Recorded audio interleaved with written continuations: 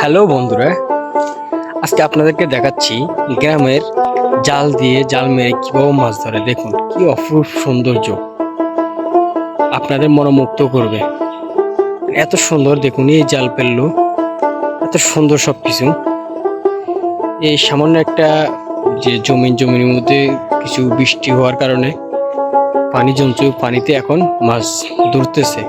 মানে এই মাছগুলি কেউ ফেলায় নাই, কেউ মানে বিক্রি করে এখানে রাখে নাই। তারপরে এখানে মাছ ধরা যাচ্ছে। জাল ফেললে মাছ উঠে, জাল ফেললে মাছ উঠে। কি অপরূপ দৃশ্য দেখুন, চমৎকার। আল্লাহর লীলা খেলা আমরা কেউ বুঝি না।